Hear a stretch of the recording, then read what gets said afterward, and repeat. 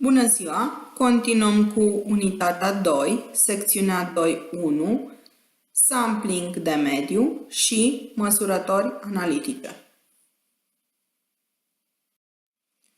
Cursul 2 va prezenta în detaliu etapele de execuție și de evaluare din fluxul de monitorizare a mediului. Cursul este structurat pe 3 unități astfel: prelevarea și pregătirea probelor, sub unitatea 1, măsurători prin metode analitice, sub unitatea 2, procesarea datelor, sub unitatea 3.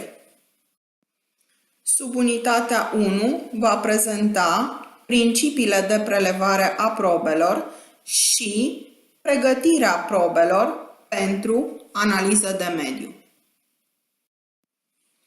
La sfârșitul acestei subunități, studenții vor fi capabili să descrie principiile metodelor disponibile pentru prelevarea și pregătirea probelor, astfel încât să fie gata pentru măsurători și să aleagă metodele de prelevare și pregătirea a probelor adecvate pentru probele de mediu specifice.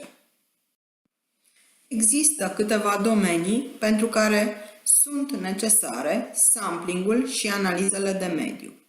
Monitorizarea de rutină, de exemplu, se măsoară concentrațiile de poluanți din mediu și se identifică tendințele pe termen scurt și lung. Aplicarea și respectarea reglementărilor, de exemplu, se măsoară cantitatea de poluanți introdusă în mediu prin emisii gazoase și evacuări de ape uzate, cu scopul de a verifica conformitatea cu reglementările. Situații de urgență, de exemplu, se detectează evacuarea accidentală a poluanților în mediu și se evaluează riscul și toxicitatea asupra populației, plantelor și animalelor. În scop de cercetare științifică, de exemplu, se studiază prezența și transportul contaminanților și se evaluează eficiența sistemelor de remediere. Ce este o probă? Proba reprezintă o porțiune dintr-un sistem reprezentativă pentru locul și momentul prelevării. Pot fi probe de biotop, adică de aer, ape, sol, sedimente, sau probe de biotă, adică de plante și animale. În ce constă complexitatea probelor de mediu? În primul rând, complexitatea lor se datorează faptului că se prelevează probe în diferite stări de agregare.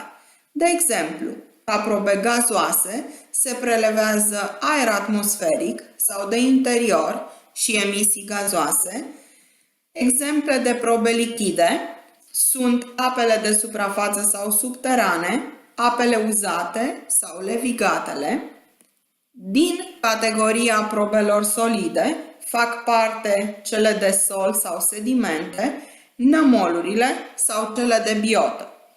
Această figură ilustrează diferite probe care vor fi analizate pentru determinarea poluanților. Complexitatea probelor de mediu se mai datorează și naturii, solubilității sau compoziției probelor. Din punct de vedere al naturii probelor, acestea pot fi de origine minerală, cu conținut de compuși anorganici, sau de origine biologică, cu conținut de compuși organici sau biochimici. Din punct de vedere al solubilității compușilor din probele de mediu, aceștia pot fi solubili în apă sau hidrofili și compuși insolubili în apă sau hidrofobi. Pe de altă parte, probele sunt amestecuri de compuși, de cele mai multe ori amestecuri heterogene, cum ar fi aerosolii, fumul, materii în suspensie în ape, nămoluri de epurare, sedimente, sol sau biotă. Amestecuri mai omogene sunt cele de aer și ape, fără suspensii. Ce înseamnă sampling? Samplingul este un termen generic care implică diferite operații efectuate pe probe și derivă de la termenul din limba engleză sample, adică probă. În primul rând, vor fi operații prelaborator, adică prelevarea, preluarea, colectarea probei, etapă pentru care se utilizează chiar termenul de sampling. Prelevarea este urmată de conservarea, transportul și depozitarea probelor de mediu. Al doilea grup de operații sunt cele de laborator și constau în pregătirea sau pretratarea probei pentru a fi măsurată.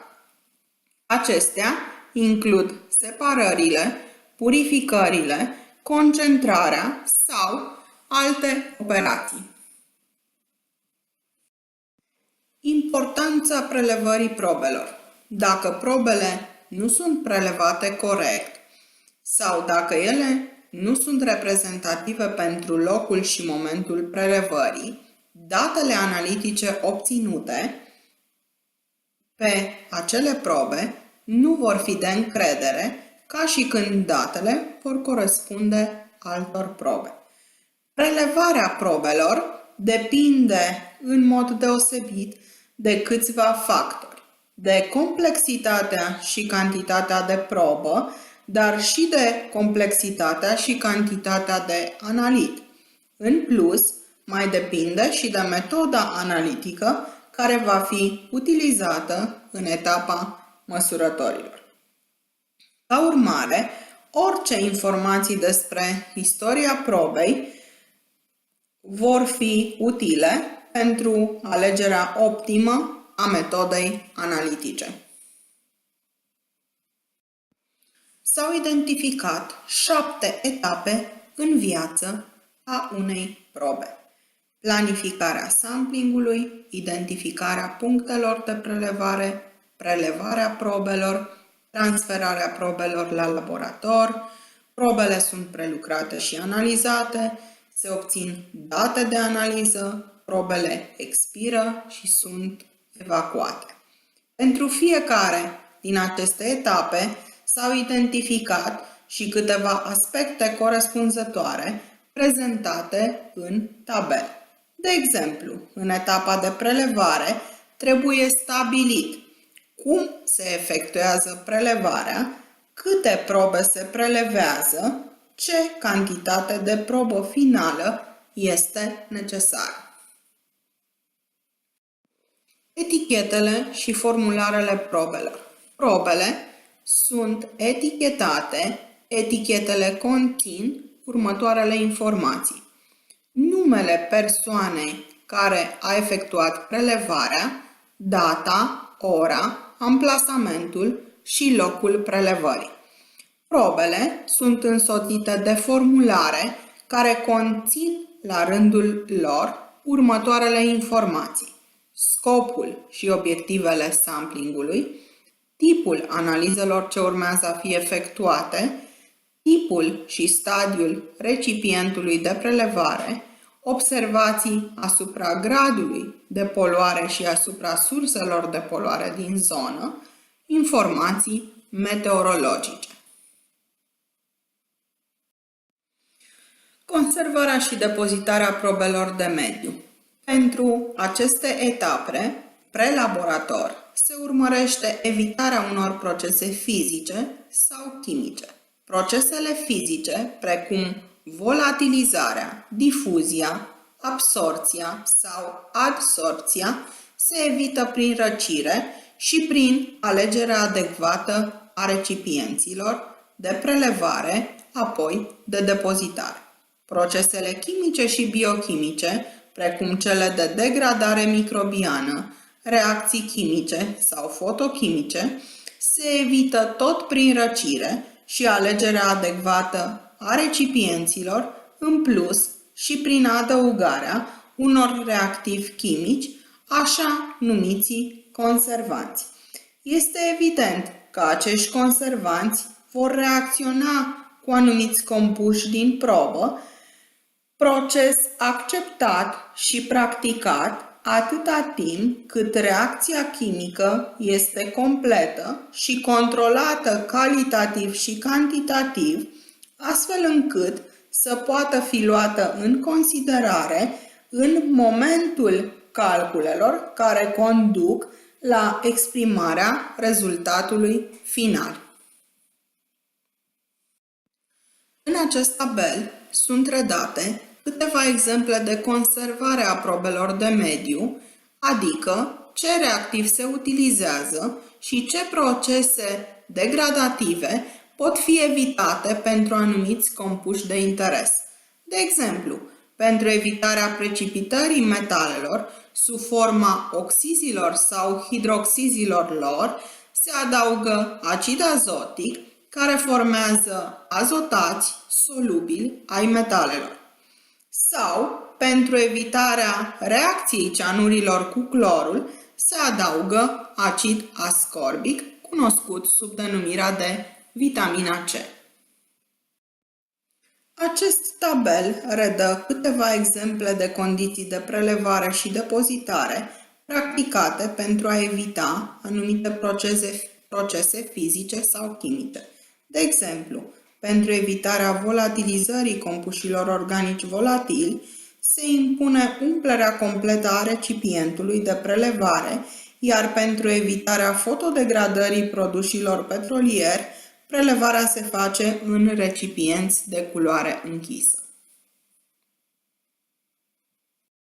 Pregătirea probelor reprezintă cel de-al doilea grup de operații care se efectuează asupra probelor în laborator. Scopul pregătirii probelor este de a aduce probele într-o formă măsurabilă.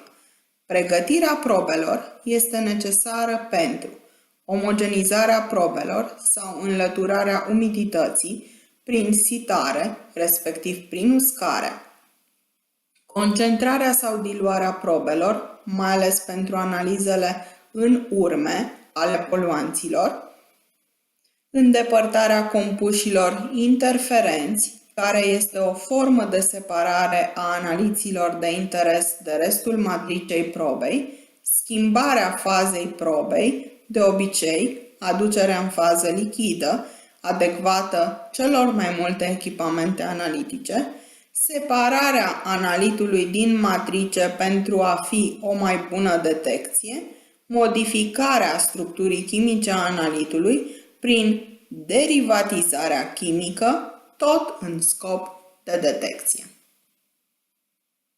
Pregătirea probelor constă în operații fizice mai simple sau mai complexe sau operații chimice. Operațiile fizice simple pot fi cele de cântărire, uscare, concentrare, diluție. Operațiile fizice mai complexe sunt dizolvarea, distilarea, filtrarea, adsorția și absorția sau extracția. Operațiile chimice care se practică la pregătirea probelor sunt dizolvarea chimică în prezența agenților chimici, precipitarea, schimbul ionic, chelatizarea sau derivatizarea. Sunt prezentate exemple de instalații mai simple sau mai complexe utilizate pentru pregătirea probelor.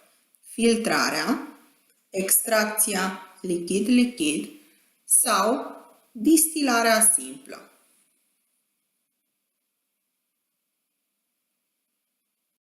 Sunt prezentate alte exemple de instalații utilizate la pregătirea probelor: absorția la interfața gaz-lichid, adsorția la interfața lichid-solid și precipitarea.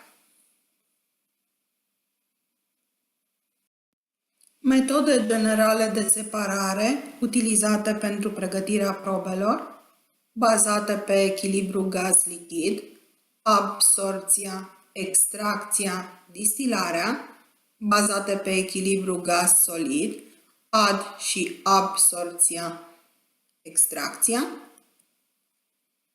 bazată pe echilibrul lichid-lichid, extracția lichid-lichid, bazată pe echilibrul lichid-solid, filtrarea, centrifugarea, ad- și absorpția, extracția în fază solidă. În continuare vom prezenta particularizat pregătirea probelor pentru analiza metalelor și a compușilor organici. Pentru metale dizolvate în probele lichide de mediu se practică pretratarea bazată pe precipitare, urmată de dizolvarea compușilor insolubili formați la precipitare, schimb ionic sau chelatizare cu agenți chimici adecvați sau extracția, cum ar fi extracția lichid-lichid cu solvenți de diferite polarități, extracția pe fază solidă, care constă în reținerea adsorpția speciei metalice pe un adsorbant, desorpția lui cu un solvent adecvat organic sau anorganic, de exemplu apa.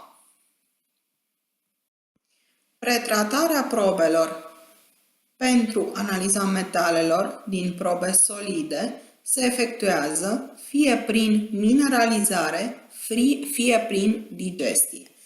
Mineralizarea constă în transformarea speciilor metalice în compuși simpli, anorganici, minerali. Digestia poate fi făcută în prezența unor reactivi chimici sau în condiții energice, la temperatură sau presiune. Digestia acidă se efectuează cu acizi tari sau amestecuri de acid tare și un oxidant puternic, de exemplu apa regală. Digestia alcalină se efectuează cu hidroxid de sodiu sau potasiu, mai ales când sunt metale de interes cu caracter amfoter, crom, mangan. Dezagregarea sau topirea cu hidroxid de sodiu sau persulfat de sodiu este urmată de solubilizarea compușilor obținuți. Calcinarea la temperaturi înalte este urmată de dizolvarea compușilor din cenușa rezultată la calcinare.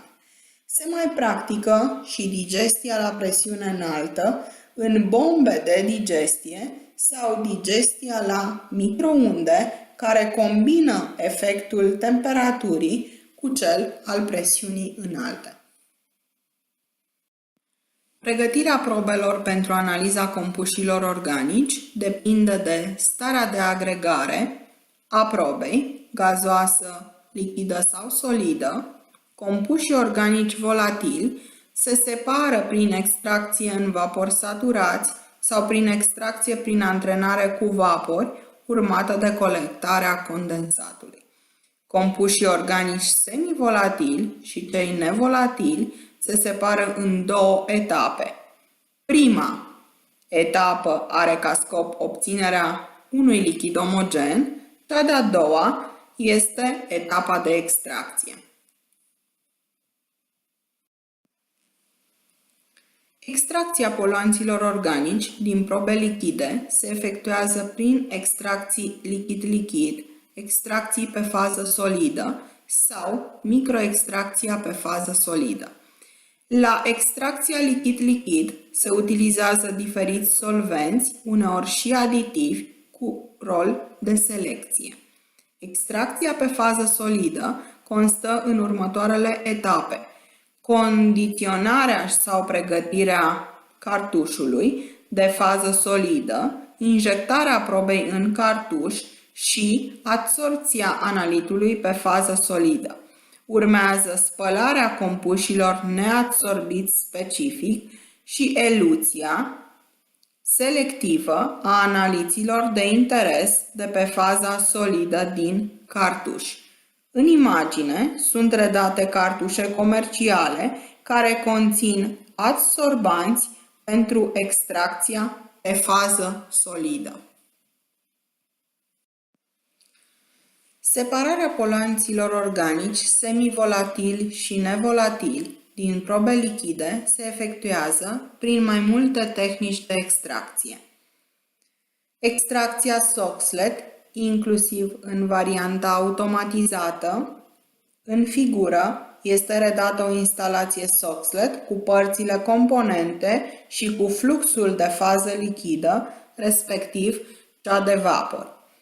Extracția accelerată cu solvenți, extracția cu solvenți prin ultrasonare, extracția cu solvenți la presiune, extracția asistată de microunde, extracția în fluide supercritice.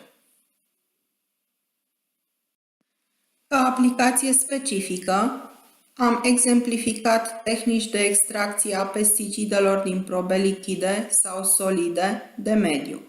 În tabel sunt prezentate tehnicile de extracție cu aplicații corespunzătoare în funcție de starea de agregare a compușilor, respectiv a probei, dată în paranteze. Sunt de interes și câteva informații de costuri sau tehnice, cum ar fi timpul de extracție. Informații particularizate pentru probele de aer, ape sau sol vor fi prezentate la topicul 6.4. Pentru aprofundarea cunoștințelor și obținerea de informații suplimentare, consultați secțiunea de texte sau partea de supliment de citit.